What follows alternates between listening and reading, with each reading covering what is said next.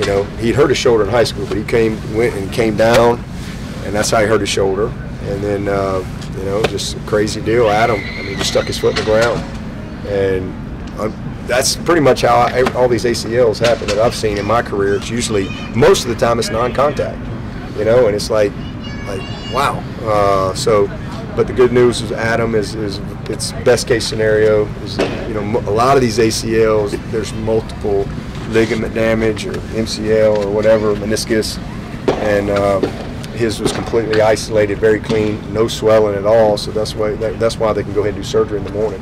So, you know, he'll be back. I don't cut his leg off. He's still going to have a great freshman year. He's going to be just fine. He's just got to redirect his focus in the summer than what he would have been. You know, he's got to really grind and get through the rehab. But he had a great spring. He's going to be very confident from that, and you know, he'll be back, ready to go. And then Jaden Lucas will be ready to go.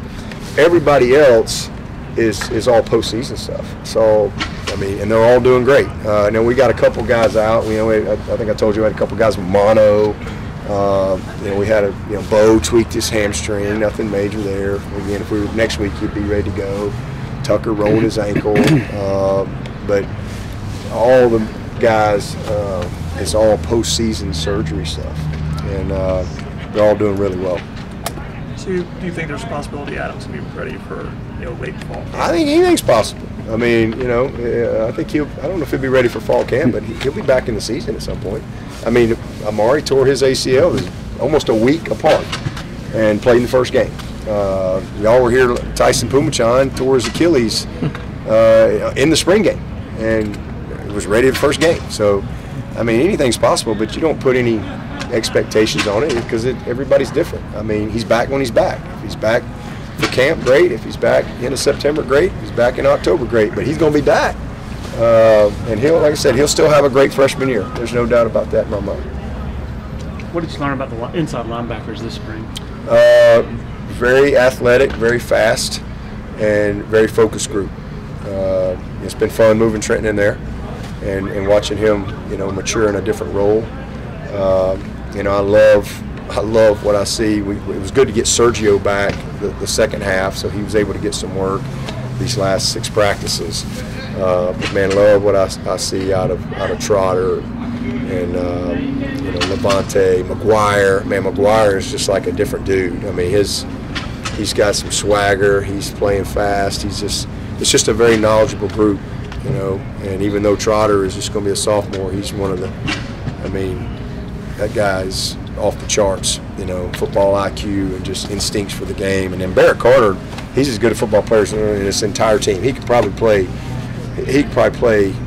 play corner, safety, Sam, Mike, Will, running back. I mean, this guy is a very, very unique football player.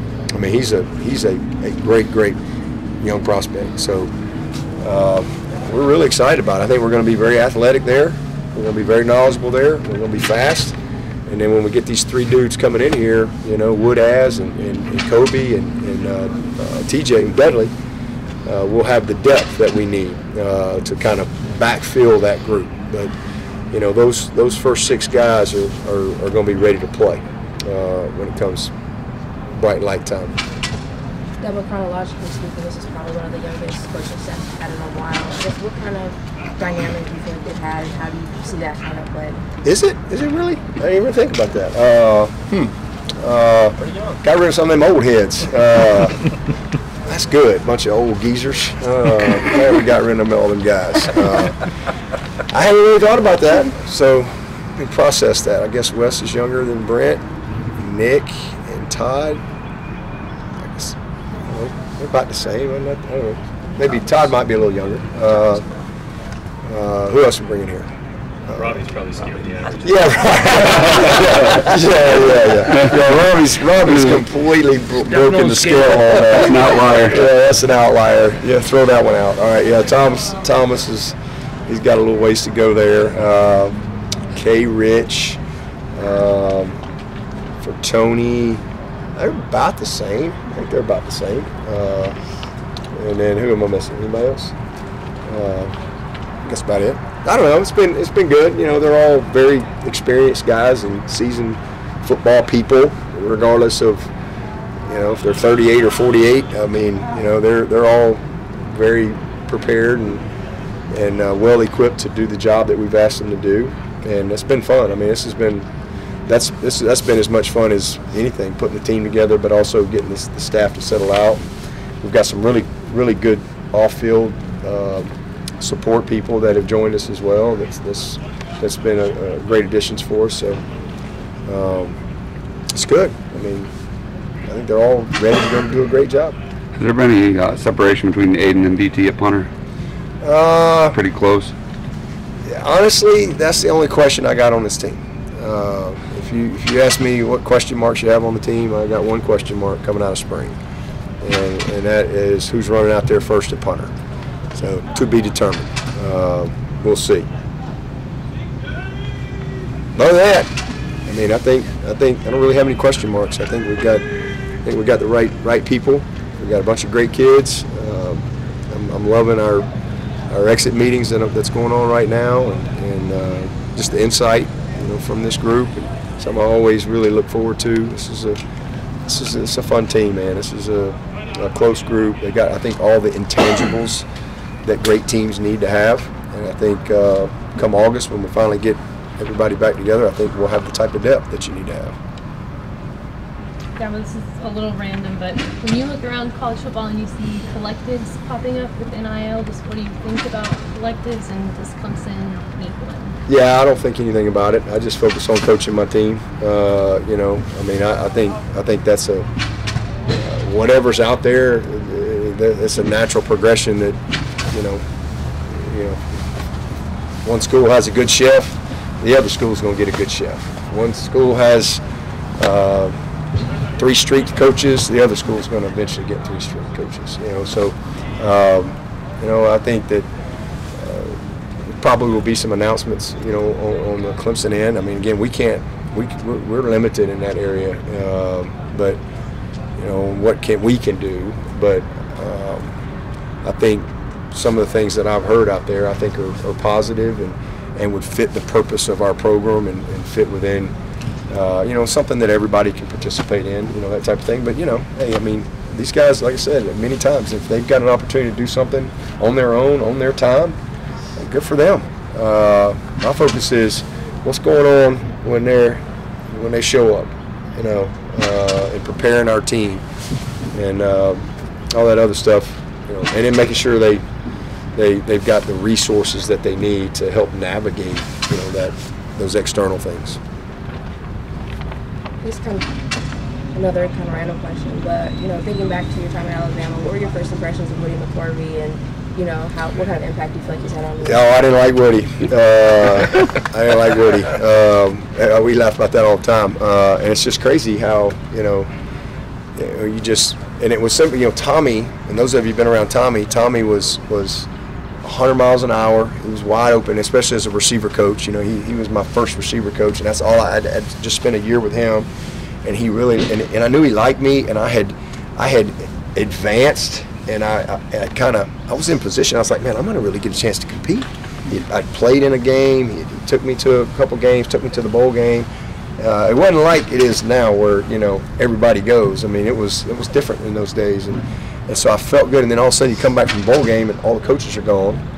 And as a walk-on, going into my sophomore year, I mean, you start over, like you're back at the bottom, and that was a very tough thing for me. And that spring of '90, my redshirt sophomore year, you know, Coach McCorvey came in. He's the new receiver coach from Clemson, and if you know Woody, he's not a man of many words.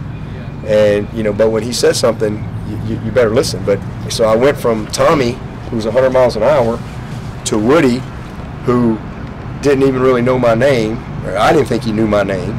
And I went from playing in a game, I didn't even get a rep in the spring game. And I was so mad. I was, you know, young and immature and angry and mad. And you know, my mom's there, my grandmother's there, you know, and I didn't even get in the spring game. Like, that's why to this day, somebody's getting fired if everybody doesn't get in the spring game. All right, like, everybody gets in that spring game, one way or another. You know, there's a grandmother up there, and they're gonna see everybody gets in that spring game. But I didn't get in a spring game. And I remember after that game, I was so down, and I was frustrated, and he really, you know, he hadn't said my name all spring, and so I just didn't think he liked me. And, you know, there were some guys that were getting opportunities that I had already moved in front of, but because I wasn't on scholarship, I was back at the bottom, and so literally I thought about leaving. I was, you know, going to hit the portal that summer. I mean, literally I was out, but back in those days, you know, you had to go down to play, and I was at a point in my career then where I went from, all right, I just want to make the team, I just want to get on the team, and then it was like, all right, I just want to, somebody maybe learns my name. And then all of a sudden I play in a game, and then I'm like, okay, I got a little chance here. And then I go right back to the bottom. I don't get in the spring game, and I'm going to transfer. Man, I'm going to North Alabama. I'm going, and I was at that point where I really wanted to play. Like, I knew I could play, and I really wanted to play, and I'm like, all right, I'm going to go North Alabama, Division II, and I'm going to be the man. You know, that's kind of where I was. Heck with all this. But what had happened to me, all my priorities were out of whack. You know, everything that I had wanted to do in life, I had gotten away from. You know, now all of a sudden it was about football, it was about me, it was about my opportunity. I'm not getting to play. And instead of getting my degree, you know, I wanted to go to med school. I was in pre-med. You know, I was so focused on the wrong things. And an old teammate of mine at North Alabama, I remember calling him, and I'm like, man, I'm coming. He's telling me about it, and he's like, his exact word, he said, are you crazy? This is what he said. And I mean, he's one of the, you know,